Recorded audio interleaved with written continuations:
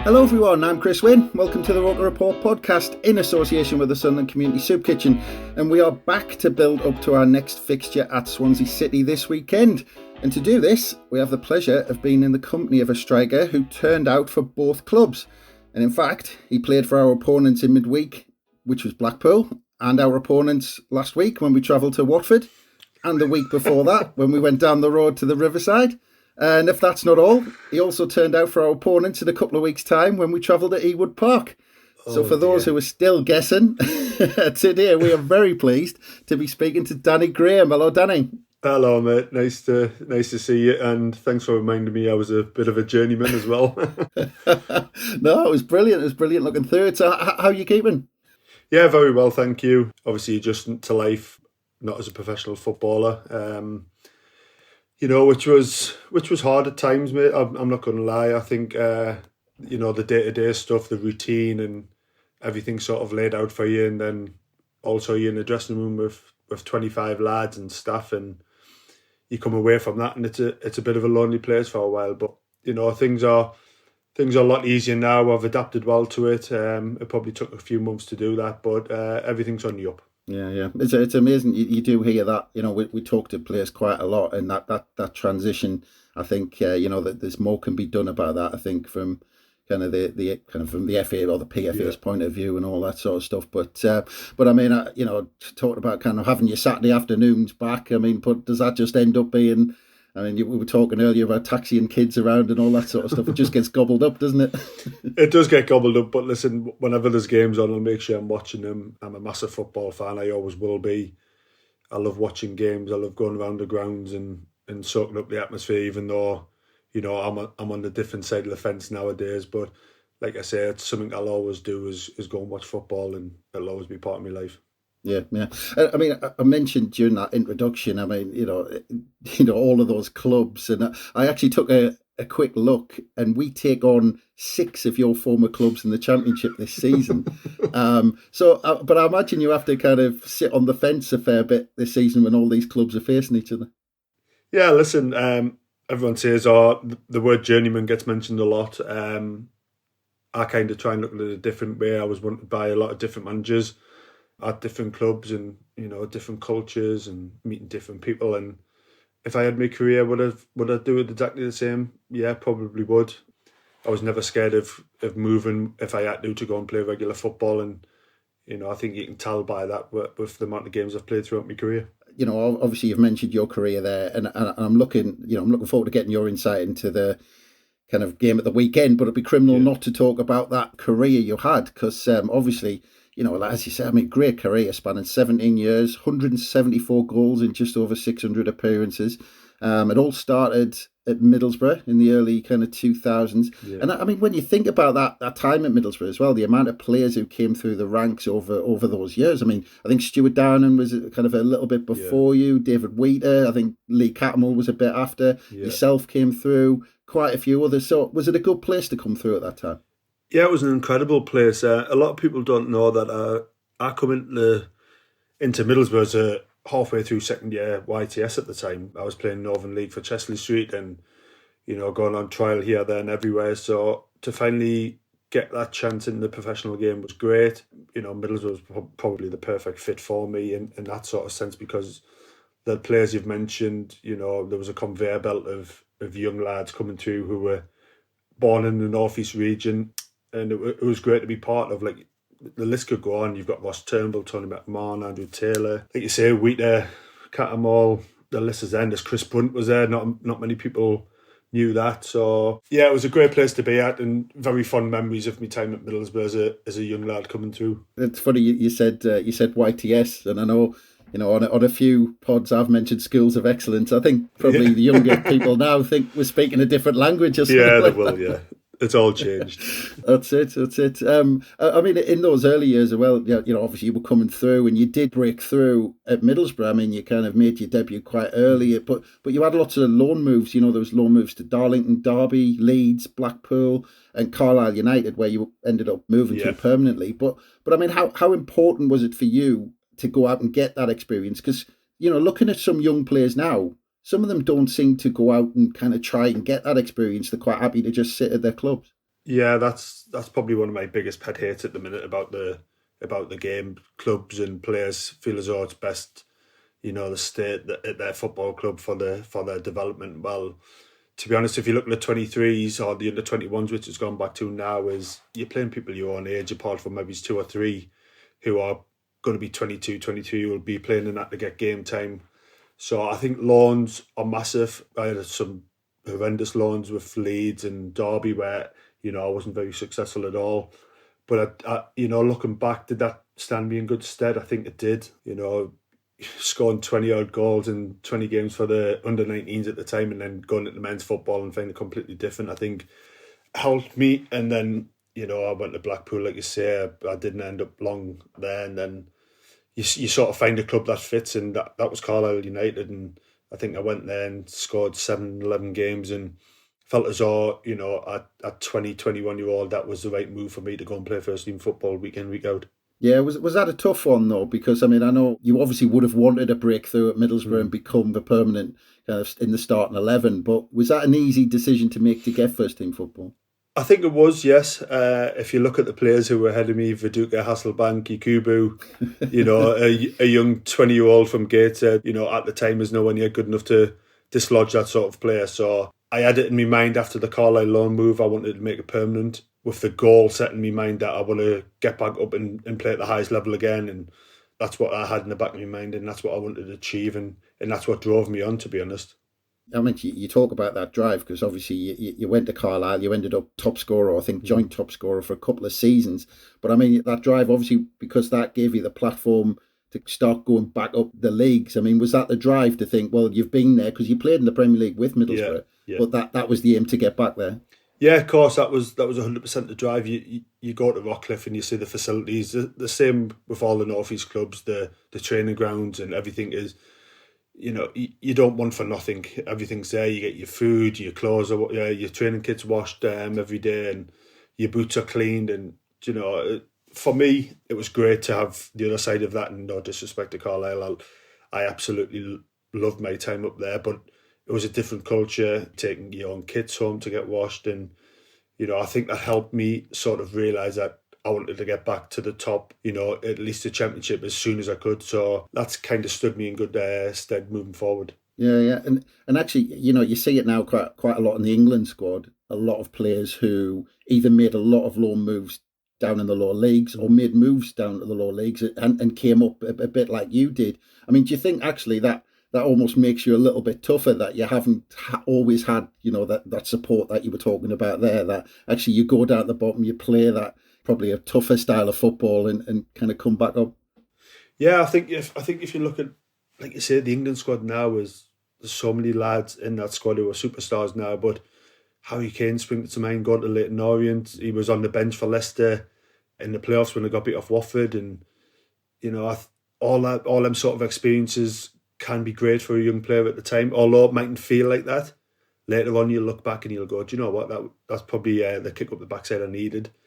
So I thoroughly enjoyed it, and I couldn't strongly advise players enough now, if the opportunities to go and play men's football, go and do it. Yeah, and I mean, actually, the one that springs to mind from a Sunderland point of view is Jordan Pickford, because I think he had about 10, 15 loans or something. He was all over the place before he actually broke through. But I mean, obviously it did, because you did so well at Carlisle, and Watford ended up knocking on the door in 2009.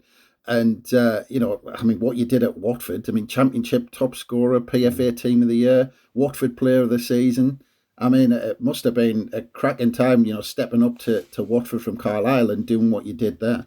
Yeah, it was great, but a lot of people won't know that the first year I went there, I started off like a house on fire, done really well. Couple of Christmas period, had a dip in form, found myself out of the team. Heider Helgeson come back, who was a Watford legend at the time, and he was playing well, scoring goals. And, I could have sat around and moped, but I kind of watched Heider. He was an experienced centre forward. He knew how to find and position himself in between the right full back, right centre half, and just watching him hold the ball up, the way he headed the ball. It was probably a great learning curve for me that 2 or 3 months I was out the team. And then come the next season, trying to emulate what he done worked in my favour, and I went on to have a fantastic season. Well, that's it. I mean, because you were still only kind of, you were still kind of early 20s, 23, 24, something like that. I mean, but once you started flying at Watford, I mean, you must have thought, right, well, I'm back in the top two tiers and doing what you did. I mean, I think it was in your second season, 2010-11, I mean, 24 goals. I mean, you were, I mean, would you say that's kind of the best period of your career? Yeah, it was good. Yeah, it was great. I was scoring goals. I was on 27 goals with 6 games I had 27 goals in all competitions with 6 games to go, and I remember finishing that season disappointed I didn't get to the 30 mark. But yeah, at that time, I knew there was interest in January. I didn't want to leave. I wanted to see the season out at Watford because we were very close to the playoff positions at that time, and I felt as though it was the right thing to do was stay at Watford and have another a good 4 or 5 months behind me before hopefully moving on to the Premier League. And that's kind of the way it panned out. We filtered away a bit. Our squad wasn't big enough, but it was a great season personally.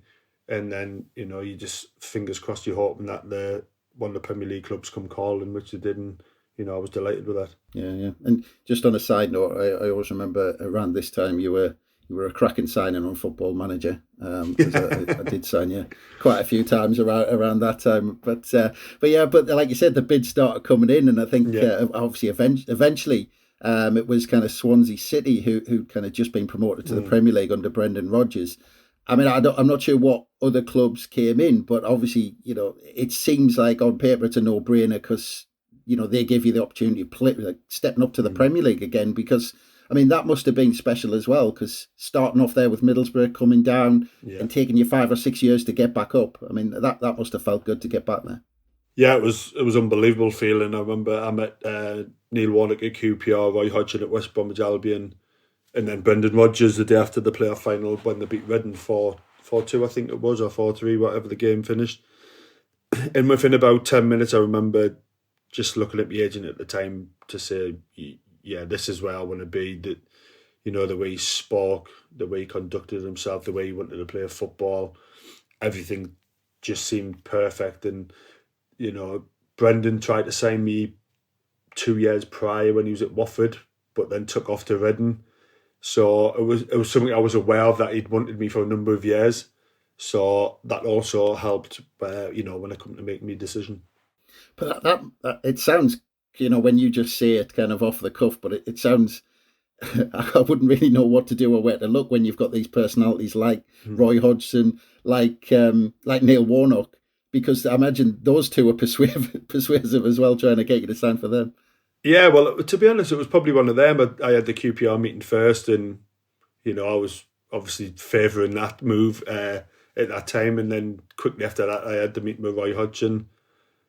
And again, I felt that feeling again, but, no disrespect to them two, who were great managers and had an unbelievable careers, managing at the highest level. It was something new with Brendan. He was a young coach. He wanted to play in a certain way, the way he spoke about players. And I just got that feeling he kind of knew everything about everyone, even whether that's families or whatever it was. I just got a different sort of feel off Brendan, and I'm delighted I made that choice in the end. Yeah. Well, just quickly on Brendan Rodgers, because I've heard comments from people like kind of Jamie Carragher and people like that who've said that Brendan Rodgers was kind of the most hands-on manager they've ever had in terms of his input on the training ground. Yeah. I mean, what was your experience playing under Brendan Rodgers? Yeah, exactly that. And little things. Even though I played a lot that first season under Brendan, I always remember if we were in on a Sunday doing a cool down, he would be outside doing training with the subs who didn't get on, and just little things like that you don't really see. A lot of managers will send their assistants out on a Sunday, or whoever it is. If it's a 21s coach and there's a few young lads training, they'll let them crack on. And Brendan was so methodical. He was there. He cared, and he just had this great persona about him, which even if you weren't playing, you still felt part of the squad. And I think that was a massive asset he had. Yeah. And as we said, I mean, that kind of journey back up, you were back in the Premier League, and you kind of, like you said, you played briefly when you were young with Middlesbrough, but because you'd gone down and back up the leagues, What was that step up to the Premier League like? How did you find that? Tough at the start. I think it was probably 4 or 5 games. I think as a team as well, we didn't get off to a great start, but it was a belief that Brendan showed in every one of us. Keep playing the way we're playing, stick to the same philosophy.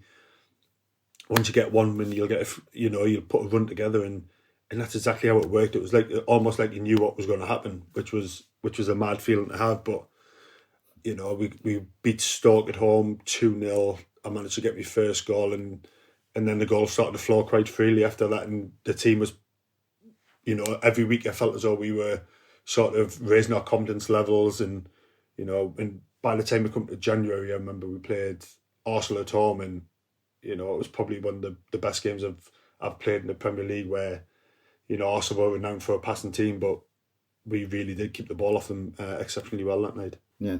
I mean, because it's funny, you hear when some people talk about playing in the Premier League and they've played in the Championship or whatever, some people say, oh yeah, it's so much faster. And then you hear some people or some ex-players say, oh, well, it's strange because you get more time on the ball and you're not sure what to do with it. I mean, so is there that kind of difference where it's quicker, but you feel like you've got more time? Is it a bit? Yeah, it is an odd feeling, yeah. But another reason in the choosing Swansea was because of the way they kept the ball. I did honestly think that was suited for the Premier League, and that kind of showed in certain games. But the biggest thing I found in the Premier League was if you make one mistake, 9 times out of 10 you get punished. You do that in the Championship, that number comes down, and that's why a lot of the world class players are paid X amount of money, because they really do punish you and hurt you when you make it. It's almost like they're waiting for you to make a mistake, and they'll punish you. And that when you're on top in a game, and all of a sudden you flick a switch and you're 1-0 down, it can deflate you. Yeah, I mean, and you'd been at Swansea for about a year and a half, and there was that change of manager. Michael Laudrup came in; he had different ideas, and then obviously January 2012. That was when Martin O'Neill came in. He persuaded Swansea to accept about around £5 million bid, and persuaded you to move back north. But I mean, that move, I mean, was it all a bit odd in terms of how it played out? Because for a start, you got a lot of stick when we played Swansea a few days before the move happened. It was the night before, yeah. And then there was a last-ditch bid from Tony Mowbray, who tried to take you to Middlesbrough. And then, obviously, there was the whole focus around you kind of growing up supporting Newcastle. But, I mean, I'm assuming this was one of the most stressful moves that you made in your career with all those things going on. Do you know what? It actually wasn't. I'd spoke to Martin O'Neill 2 or 3 occasions before the move come about, and it wasn't a hard decision at all. It really wasn't. I remember I was in Jesmond doing my medical, literally walking in for me scans on my knees and hips and everything like that, and getting a phone call off Ron Bourne at Middlesbrough saying we've had a bid accepted of 5.5 million. And I'm thinking, what? So, that was, I just said, Ron, listen, mate, I've made my mind up. I want to go to Sunderland. I'm going in for my medical now. That's the end of that one. But there was a lot made of it. Yes, of course there was. But in the back of my mind, it didn't faze me. I was ready to come back to the North East. I wanted that to happen. And, eventually we got the deal done. I remember the game was the night before. I'm sure it was the night before we played. And it was on Sky. And the cameras were following me around. And I was thinking, what is going on here? That was probably the strangest bit for me. And then I remember coming on, and I was meant to start that game. We were in the hotel in Gosforth. Michael Laudrup picked the team, and everyone left, and I went, I ain't playing. I said, my mind's made up, I'm going to Sunderland. I said, I've told you this all window. And I hadn't started a lot before that. And then all of a sudden this game, he tried to throw me in. And I was like, no, that's not happening. He went, right, well, I'm going to have to put you on the bench. I won't bring you on. Obviously, there's going to be a lot of hype around with the media and stuff, because obviously circulating that there was bids going in. And then he put me on. And I was like, oh, well, that was kind of surreal. But the move itself, it was something I wanted. Like I said, I had a conversation with Martin O'Neill prior to that. So it didn't really faze me about going up there. That Middlesbrough move, though, it must have tugged at your heartstrings a little bit, obviously starting off there and thinking, go around full circle. Yeah, it did. Listen, it really did. But Middlesbrough weren't in the Premier League at the time, and I wanted to play in the Premier League. And who doesn't want to play in the Premier League? In football, everyone goes on about, well, you should be loyal to Middlesbrough because they give you the chance in the game. And listen, let's be honest, it doesn't work like that. It doesn't work from the club side of it, and it doesn't work from the player side of it. And that's just being brutally honest. Obviously, I didn't think about it too long, no. But with it being Middlesbrough, yeah, I probably thought about it a minute or two more than I should have. Yeah. I mean, you mentioned obviously it was Martin O'Neill. I mean, we all know what kind of a character Martin O'Neill is. I mean, you said you were so comfortable with the move. I mean, was he part of that? Yeah, 100%. He was part of that. I think he'd done his homework and obviously he knew the background and stuff like that. Yeah, he was massive in terms of the way he conducted himself, the way he spoke to me, and the plans were sort of set out. Fletcher was there at the time as well, and it was going to be a partnership, and before you know it, he's gone. Well, yeah, because actually, I mean, talking about Martin O'Neill's character, he was probably, the last manager around, from those who played under Brian Clough when Cloughie was at his pomp and he had that kind of edge about him. But I mean, I know, like you said, it wasn't for long, but not only a handful of players out there have played for Martin O'Neill. So what was he like around the place? He was very bubbly. Training was very good.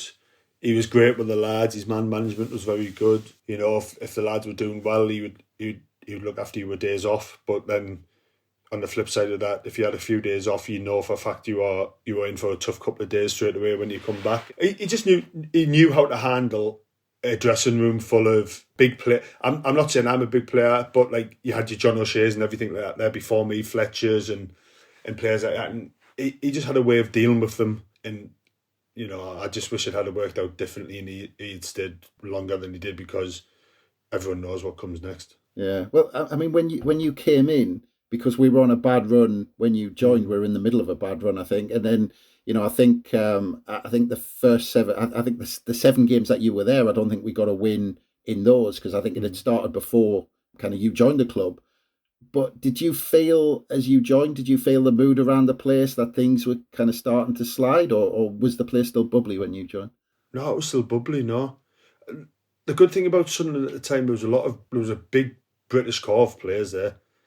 Obviously Simon Minglew was the goalkeeper at the time, but you had John O'Shea, Wes Brown, Titus Bramble, Phil Bosley, Lee Catamall. The list goes on. Stephen Fletcher, Seb Lawson, even though he's Swedish, had played over here for 10 years or so prior to that. So the dressing room was always a good place, and everyone might think, oh, well, how's it a good place because we're getting beaten X, Y and Z? Yeah, we knew we were getting beaten, we weren't picking up the results, but we knew if we turned against one another, then that slide probably would have happened 3 or 4 years before eventually getting relegated. So I do feel as though the dressing room was massive in Sunderland staying up, whether that was with Advocaat, Di Canio when Martin left, or Poyet. If you look at that squad, there was still a big core of English players around there, and that's what kept Sunderland up. Probably 2 or 3 years more than they should have, in my personal opinion. And listen, I was devastated when they did go down. Yeah. From what you said about O'Neill, though, was that a big blow to everyone when he was actually sacked? Yeah, it was a big blow. Yeah, I think it was massively a big blow. And listen, Di Canio kept us up, but that could have easily been Martin O'Neill, and then there could have been a build from the season keeping us up to the next season moving forward. But then it become a bit of a show, really. There was manager after manager, and it was hard, mate. It was really hard to watch and be involved in. And probably towards the time where I was leaving Sunderland, it was almost like the relegation was going to happen, which was sad to see. Yeah. Well, I mean, obviously at this point we do get on to the appointment of Paolo Di Canio, which for a fan, I mean, even for a fan, it wasn't their day to day. It's hands down the strangest period in terms of following Sunderland. But I mean, was it just as strange for a player? Yeah, it was strange, and he was a nightmare, to be honest. I'm not going to lie about it. He was a nightmare, mate. He had this power trip about him. I remember arguing with Connor Wickham probably 2 or 3 days in when he missed a header, and from there everyone's just sort of like what's he doing? Do you know what I mean? It was kind of a build-up of little things, and yeah, it was just a disaster, really. And listen, he kept us up. Do I think he kept us up? No, I don't think he kept us up. I think the players kept the football club in the league. And then his knee sliding at Newcastle away, and and for me, he knew what he was doing. He knew if we win that game and he sort of does something, the fans will be on his side and it'll give him a bit of breathing space. But mate, there was no days off in 36, 37 days. We beat Everton at home 1-0. Then we go to Newcastle away, pump them 3-0. Normal football clubs are off Sunday, Wednesday, regarding on the fixtures. We were in every single day. I lost count after 35. It must have been in between 35 and 40 days. And it was something we'd never seen before. And again, it was a power trip. That's what he wanted to do as a footballer. That was how he thought, football club should be run. And everything, mate. We went to Italy. There was no menu. It was exactly what he wanted you to eat. There was no ketchups. There was no nothing, mate. It was, yeah. See, after that Italy pre-season trip, I went on loan to Hull, and we must have signed about 34 foreign players. And you could tell it was going to be a long season. You could just tell it was going to be a long, tough season, especially with him in charge. Yeah. Well, just going back, because you mentioned that day at St James's, which was obviously a crazy day in so many ways. But because you started and you played the full game that day, I mean, so that must have been crazy for you. But from the outside, that performance just seemed to come out of nowhere because we were on such a bad run, and then suddenly we go to St James's and kind of wipe the floor with them 3-0 really. And then you had all those celebrations, like you say, with Di Canio. But from what you said there, it seemed like that performance came out of the players' frustration rather than anything Di Canio did. 100%, yeah. And I think even before that, we beat Newcastle a few times before I joined. Is that right? I think there was a couple of wins before that, and beating them for so many years, I can't really remember now, to be honest. We kind of knew that the Everton game, where we won 1-0 and we were probably backs against the wall for the last 20, 25 minutes, leading into the Newcastle game was a perfect timing, because we knew going to St James's Park, their fans would be on edge because they hadn't won in a few derby games already. And personally, I thought that was probably one of my best performances for Sunderland, without scoring, obviously, which, everyone knows it didn't go well with the scoring record there. But, I feel as though I should have had a penalty early on when Taylor's pulled me down. But that was definitely more the players. It was nothing to do with Di Canio. His speech before the game was erratic. It was nonsense. It was... Listen, I ain't going to hide it. I'm glad I'm out of the game because I can actually speak about it now without getting a fine or whatever.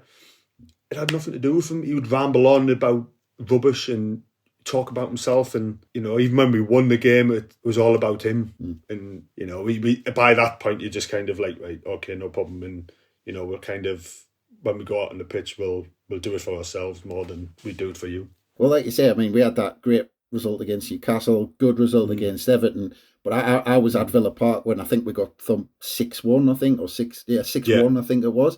But so I mean, because those two results basically kind of kept us up. I mean, was that masking a lot of what was happening at the time? I was masking a hell of a lot, yeah, 100% it was. But when you're at a football club, you can't come out and say, oh, well, the players in the dressing room would, don't get on with the manager, don't believe in the way he speaks to players, don't believe in the way he tells you what to eat and stuff like that. Players in there have won Champions Leagues and Premier League medals, and you're telling me that John O'Shea and Wes Brown haven't had pasta and tomato ketchup before and won the Premier League and UEFA Champions League. No, come on. It was everything was revolved around him, and it was a ticking time bomb from way earlier than anyone could imagine. Way earlier. I mean, talking about being early, I mean, I think it was early July, which is kind of fairly early in pre-season when you made the move to Hull. I mean, but from your point of view at that point, was it a kind of a relief to get away because you knew what was going on? I was buzzing. Honestly, mate, I ain't yet lie. Listen, I respect Sunderland Football Club. I still go to the games. I still go to the academy to watch the young lads now. I've got nothing against Sunderland Football Club, and everyone goes, "Oh well, yeah, you were this, you were that when I was at the club." Yes, I was, but I did give it 110%. The move did not work out. That is, I can stand here and hold my hands up now and go, "It didn't work out." But that doesn't mean I have anything against the football club at all. Far from it. But when I got the phone call out, we were in Italy on pre-season tour. Altidore come in, Cabral, Valentin Roberge, Diakate centre off. There was just an influx of unproven players. And I got the phone call off Steve Bruce when I was in the room, and I was in the room with David Mowbray Carlson, remember him? Yeah. I was in the room, and I got a phone call. It was probably day 6 of 7. Steve Bruce went, Sunderland have accepted a loan bid. You're flying home now. You're flying back from Italy now. See, right? No problem. That was it. Just didn't go and see the manager. I went round to every single room to see the lads. Said, listen, they've accepted a loan bid for me from Hull. Obviously, I'm not part of the plans. That's fine. Good luck. I flew from Italy to Paris, back to Newcastle, and then I had to come down to the Academy of Light, sign some forms, go back to Newcastle Airport, fly out to Portugal for Hull's pre-season. Just like that, gone. It's incredible because it's only what, a matter of 6 months or something. You've signed for 5 million, but nobody even speaks to you when you go out on loan for a season. No, I didn't hear anything. Didn't hear anything from the football club when I was away. Listen, not that I wanted to. I don't want everyone to check up, but like literally nothing. Not a peep out of anyone. Obviously, I would still speak to the lads and still be in the group and everything like that. But yeah, nothing from the football club. Well, I think it tells you a lot about how the club were at that time, and that time, yeah. Yeah, and you did keep kind of coming back and then go back on loan, and like you said, the managerial office was like a revolving door. Gus Poyet, Dick Advocaat, and then kind of Sam Allardyce at the end. I mean, but talking about Gus Poyet, Dick Advocaat, Sam Allardyce. I know Sam Allardyce left for different reasons, but Dick Advocaat, big success elsewhere. I mean, because of these, characters that we had at the club. I mean, a lot's been said since, but people do say that something else must have been happening at the club because all of these managers weren't bad managers, and there must have been something else why they couldn't succeed at Sunderland. Upstairs, I personally think it was upstairs at the football club was rotten. Too many rash decisions made. No logic behind it really. Sack someone, right? Or who can we get in? Right, we'll get him in. No thought process. That's my personal opinion. Upstairs was the biggest downfall of that football club over probably, well, maybe it's going back a bit more, 7-8 year period. Certainly when I was there, you got the feeling upstairs played a massive part in, what went on at that club. And Dick Advocaat was unbelievable. He had this drive which sort of lifted us as players. Was it Arsenal away? We drew 0-0 to stay up. Yeah. And you could just see by his reaction that wasn't a reaction. That was a pure reaction that meant something to him. Whereas if that was Di Canio, it would be a completely different reaction. Do you know what I mean? And that's why I respected Dick Advocaat the most out of probably all the managers we had at the time, because he come in a sinking ship and, he done ever so well and it meant a lot to him. But the club, he probably was out there. Dick Advocaat didn't want to come back. Mm-hmm. He'd done his job and he wanted to move. But the club pestered him that much to bring him back. By the time he come back, his heart wasn't in it. Mm. So, and you can see that he leaves 2 or 3 months down the line. That could have been someone else 2 or 3 months moving the club forward. But the decisions are just wrong. And yeah, listen, that's from upstairs from my point of view. Yeah. And actually talking about that delay with Advocaat, because I think he missed out on half the summer to bring his own players in, and he had to scramble at the end to bring a couple in.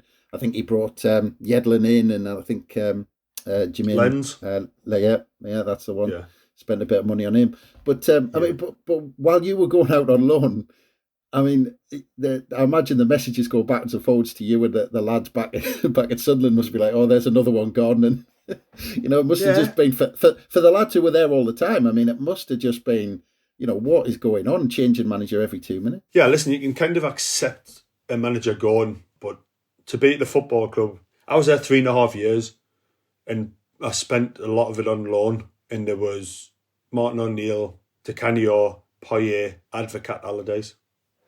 that is a hell of a lot of managers in 5 years. How does the club move forward with that sort? It's a bit like Watford at the minute.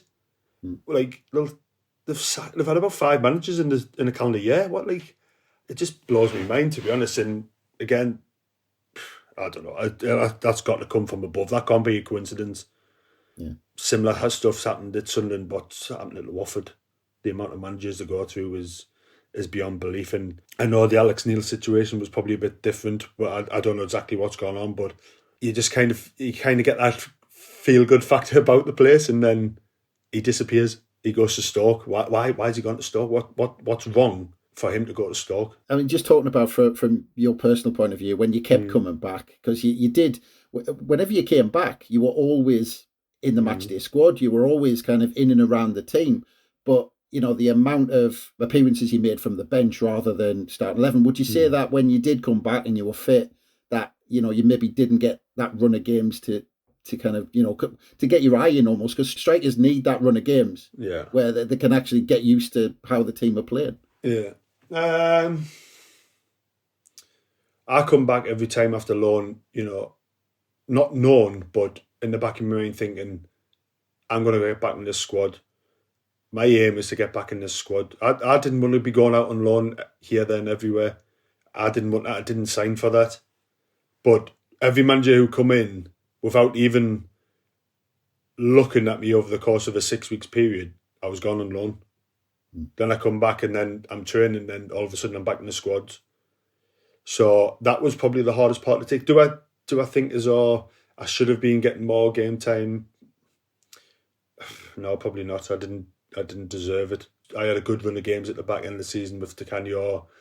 You know, obviously didn't score, and then I've gone on loan to Hull. Then I come back from Hull and I'm gone on loan to January to Middlesbrough. And then I feel as though I'm getting going again. I'm scoring goals. I'm doing well.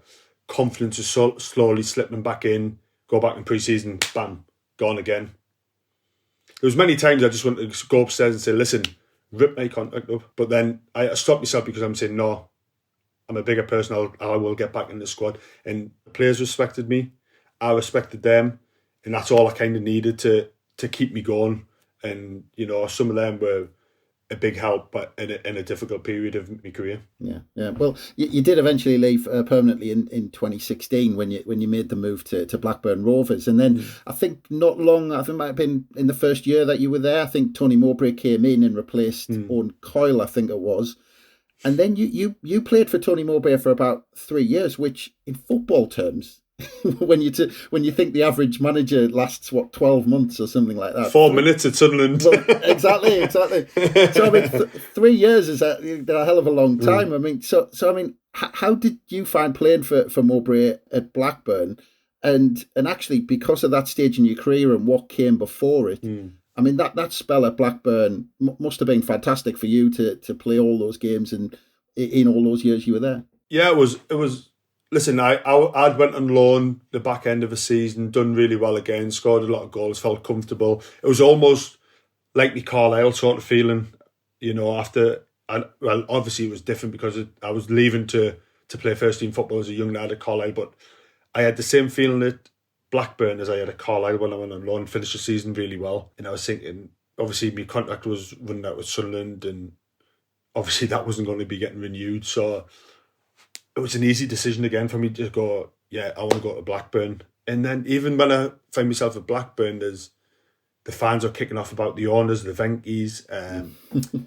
Paul Lambert was in charge, and 2 games before the end of the season, come into the dressing room, said, the Venkies aren't going to back me, they aren't going to give me any money, I'm leaving. So he left at the end of the season.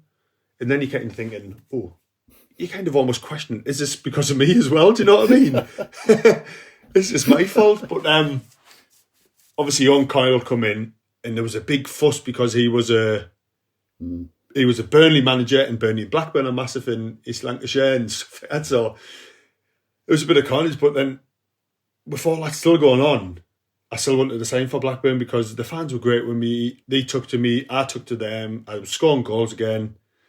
You know, I didn't want to move all the way down the other side of the country. I'd done all that sort of stuff. So I felt like a perfect fit, and I had, how long did we have before Mowbray come in? I probably had about a year at Blackburn, and then obviously Tony come in. But when Tony come in to the end of the season, our form was top 6. Prior to that, it was probably rock bottom on Kyle. We had 2 points from 7 games. But he ended up keeping his job until mid-November, which I don't know how.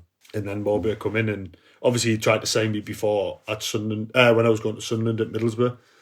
So it was great to have him come in, and Mark Venus and everyone like that. And, you know, we did eventually end up getting relegated that season. But I think it was the best thing for the football club, what happened to getting relegated. Yeah.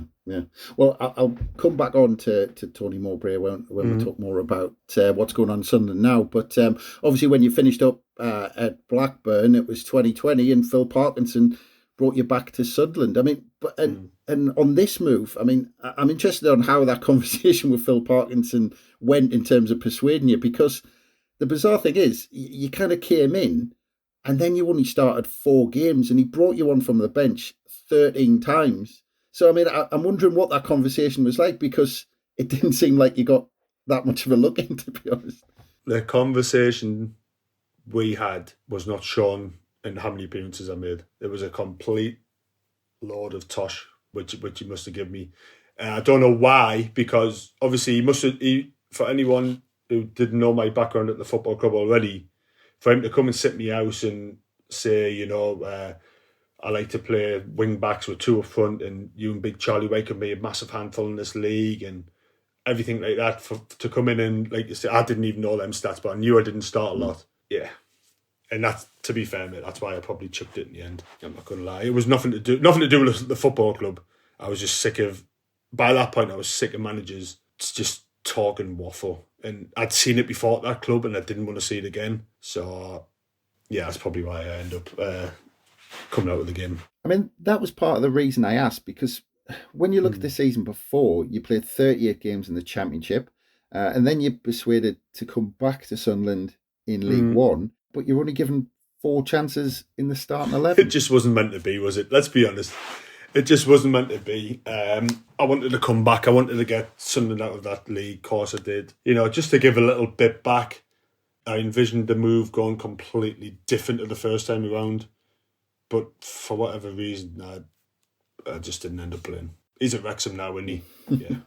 Yeah, that makes sense. I mean, it was a pretty bleak time all around for Sunderland during that Parkinson era, but your decision wasn't just about leaving Sunderland. You retired altogether from playing, but had that thought been at the back of your mind for a while at that point?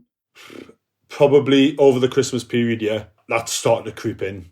It really did. And when Lee Johnson come in, he said he wanted to go down the younger route.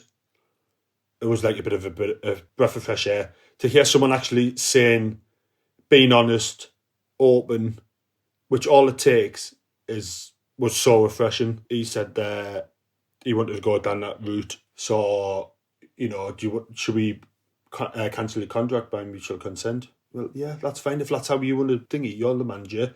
I'm happy. I respect your decision for what you've said as a man. Perfect. We'll do that then. So we sorted all that out. I get off, come back home. I'm running on the treadmill. Get a phone call, Cardiff City, won't you, in the Championship. So I'm thinking, right, what do I do here? Do I up stick and move again? Bear in mind, there's no fans, moving away from me 3 kids, everything like that again. You know, I'd missed a large part of their life, just little things, taking them to school and stuff like that. Do I move away again? So, you know, I had a 3 or 4 day sort of think about it. And then there was one day I was stood on the treadmill in my garage, running like a madman. And I just pressed the stop button, sat down, got in front of my agent. That's me. Done. That is me, done. But I think the fact that I'd thought about it too many times, if I'd went to Cardiff or anywhere else, I'm a person who has to give 110%, whether I'm playing rubbish or I'm not scoring or whatever. I would like to think people say, oh, well, you did try, you did work hard. And the fact that I couldn't even say that anymore, I knew time was up. But looking back, 17 years, almost 200 goals and around 600 appearances. And that's a ratio of 1 in 3. I mean, you must look back at that record with a lot of pride. There's massive pride. If you would have told me, a daft lad from Gateshead, but I played 600 odd games and scored 174 career professional goals, I would have snapped your hand off twice, never mind once. Do you know what I mean? So, and I look back and I think, yeah, I've had some really great times. I had a difficult time at Sunderland. If I didn't have that tough time at Sunderland, I could be sitting on over 200 goals. Do I regret any of that? Absolutely not. No. It might sound daft. People go, "Oh, you must hate it at Sunderland." No, I don't. I don't hate Sunderland. I don't hate the place. It was just one of their moves that never worked out. And I keep trying to say to people, well, Torres went for 50 million to Chelsea and it didn't work out. Do you know what I mean? So, yeah, to have them numbers on my CV is a very special feeling, and I probably didn't realise that until I've took a step back and look back over my career, and I don't think it's something many players do when they're playing. I mean, to be fair, we were a bit of a basket case of a club during that time, but looking at the present day, Sunderland take on Swansea City this weekend, and you made over 50 appearances for both clubs. Yeah. We'll start with a quick look at Swansea. It's their 5th season in the Championship after being relegated from the Premier League.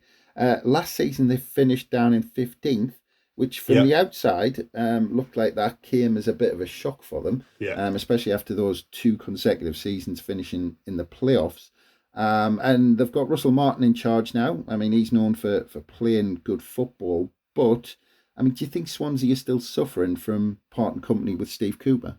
I do, yeah. I think if you look where Nottingham Forest gone and Swansea have gone, I think Steve Cooper was a massive loss to the football club at the time. Yeah.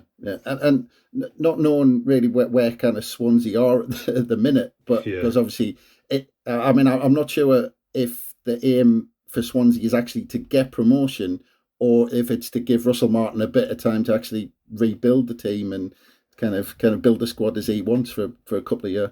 Yeah, I think personally it's a rebuild massively. I don't think they'll make the playoffs this year. I think the way past that now. I think it's a bit of a rebuild structure going on at the football club, and if that's the case, hopefully he gets the time to do what he has to do. Yeah, and I mean, in terms of Sunderland, obviously, we're back in the Championship, which bizarrely feels like the big time after 4 years in League One, playing these big clubs again. But I mean, you've played with Tony Mowbray, under Tony Mowbray for a good few years. I mean, after that, like you said earlier on, it was a big shock with Alex Neil deciding to go to Stoke. Yeah. I mean, has it surprised you how well Tony Mowbray's just settled in to the side and kind of took the reins as he has? No, not at all. I think if you look, Sunderland's quite a young squad, and that is perfect for Tony Mowbray. I think if you look at the players he's developed over the years, James Maddison, the Jacob Murphy brothers, Jacob Murphy and people like that at Coventry, Adam Armstrong, Ben Barrett, and there's a lot of young players he's sort of got a history with where he brings them on. So I think that would be the case at Sunderland. My only worry was if, because of Alex Neil doing so well and he went in and started slowly, the fans might get on his back early. But I personally think he's a right man for the job. If Blackburn were a club in turmoil when he come in and he left the club in a borderline playoff contenders season in, season out. So I think given time, given the chance to get his blueprint into the team, I think he could be very successful at Sunderland. And obviously, with all your experience at Tony Mowbray, you've just mentioned a blueprint. What should we expect from that? What do you think that's going to look like? He likes fast, dynamic players. Obviously, the Ross Stewart injury is massive for the football club at the minute, how well he's done. And, I know he's a big lad and he scores goals, but he's got a bit of pace about him as well. With the likes of a Jack Clark, a Patrick Roberts and players like that coming in off the line, I think, you could see an exciting brand of football. Is it always going to be an exciting brand of football? No, because in the Championship you have to go away and probably grind out a result 2 or 3 times a season. But I just think if he's given time, I've always thought he's signed well. I've always thought he's brought younger players on. I was probably a bit of a sinking ship when he come in at Blackburn, and I ended up going on to get Player of the Year and Players Player of the Year. So I do think he has a lot of good traits that could be really successful for Sunderland Football Club. Yeah, is he quite popular with the players he manages? Because it's hard to tell whether Mowbray is really kind of tough in the dressing room or he's an arm around the shoulder. No, he's got a bit of both, to be honest. He's a big family man, so when players need time, for family situations, that will happen. He will gladly let the players go and do whatever. But when you need a kick up the backside, he can be a big angry man, to be honest. And he towered above me, and he's a thick set lad. You know what I mean? So I think he's got a bit of both. I do think he's got a lot of qualities, like I say, which could be an asset to Sunderland and the younger players coming through. Yeah. Do you think he's a good fit for Sunderland? I hope so. I really hope so. It's good. It's all good and well saying, "No, he's got this, he's got that," but we all know how football works, and I think it's vital. He's had a kind of a good start, because I did fear if he'd come in and results didn't go his way, there could be an early backlash, and that hasn't been the case. So fingers crossed the football club have a great season this year. And if it's not playoffs or anything like that this year, then hopefully they continue to progress each year. Yeah, well, that's it. I mean, it's still early days this season. Yeah. But I mean, do you expect Sunderland and Swansea to be on the fringes of the playoffs, or maybe a bit further down in mid-table by the end of the season? I mean, what do you think is a fair expectation for the two clubs? I think Swansea won't get in the playoffs, personally, no. They do play a possession-based game, but, that can be the Achilles heel quite a lot by overplaying around the back and getting punished. I think Swansea's a work in progress. I think that's another couple of seasons away before they're challenging. Sunderland have every opportunity, only because I feel as though the Championship this year, everyone's beaten everyone. I looked at the Blackburn fixtures the other day. They won 3, lost 3. Then they played Blackpool away, won, and they were 2 points off top. And I couldn't get my head around it. So I just feel as though there's an opportunity for someone to go under the radar a bit and, come the end of the season, find themselves in the playoffs. And, that could quite easily be Sunderland. And it could quite easily be a lot of teams, to be honest, because the Championship, is very inconsistent league. You need, if the team with the most consistent results, whether that's draws and, and obviously wins, but if you can turn them losses into draws, I think you've got a right chance of getting in the playoffs. Yeah. I mean, like you said, there's only a point between the two sides at the moment. So, there you go. Yeah. 3 points is huge. I mean, I was looking at Swansea's home record this season. They've lost 3 out of the 6. Sunderland's won 3 out of 6 on the road. So, I mean, is this one just a toss of the coin? Who turns up? He'll probably end up with draw, won't it? No, to be honest, I actually fancy Sunderland to win, to be honest. I really do. I just think the top end of the pitch, I think if Sunderland can press and be aggressive, they could catch Swansea out the way the risks they take. I think that's probably the approach to have, is to get right after them, catch them out and score a goal. And once I kind of get that fragile feel about Swansea at the minute. Once they concede one, a couple could follow. So I think the first goal is going to be vitally important. Yeah, well, I'm hoping even without a striker. I'm not sure if Ellis Sims might make it, but I'm hoping without a striker we can get it. But you mentioned throughout that actually you do get to watch a lot of football. You've been back at the stadium late in the academy. I mean, have you been recently? Have you actually watched this side this season? I've watched the side this season. Yeah, I was at the academy. I was watching the under 18s against Newcastle under 18s. Actually beat them 3-1. But I'll be getting to another home game in the next few weeks, hopefully, and I'll probably be there 3 or 4 times throughout the season. Hoping the lads do really well. Yeah, I mean, just briefly, what's your thoughts on this young side that we seem to be building? Because I mean, if you'd talked to me 12 years ago and said we were going to be signing 18-year-olds from Costa Rica, I would have. Yeah. Yeah, to be fair, mate, he's started really well, hasn't he? And then he's went away on international duty and scored a couple of goals. So, again, going back to Mowbray, I think obviously the way the club look as though it's going with younger players and, energetic players, probably quick players and stuff like that, I think he is the right man for the job. Just hopefully he's there long enough, he gets enough time from above to really put his blueprint on it. And, Sunderland's due a manager where he's there for 2 or 3 years. If things are going obviously well, of course, but you kind of want to see a natural progression, don't you? Wherever Sunderland finished this season, next season we want to be higher and higher again. So I hope he's the man to get the time, because I think he's certainly proven that at Blackburn, where the club was, with the owners, the fans, everything that was going on, he could be the man to do the same job at Sunderland. Yeah, well, stability and progression aren't words you necessarily relate to Sunderland. I can't believe I said that. But it's a pretty exciting time with the team we've got at the moment, and great to see you. If you do come back to pay us a visit at the Stadium of Light, it'd be great to see you around. I will be. But on that note, Danny, we just really appreciate your time, and it's been an absolute pleasure to catch up with you, mate. No problem at all. Thank you very much for having me. No, it's been an absolute pleasure. Thanks again, Danny. And thanks again to everyone listening. Keep an eye out on the website, ROKER Report, for all the latest ahead of our trip to Swansea City, and check out all the usual places for the next pod that should drop very soon. But from us, bye for now.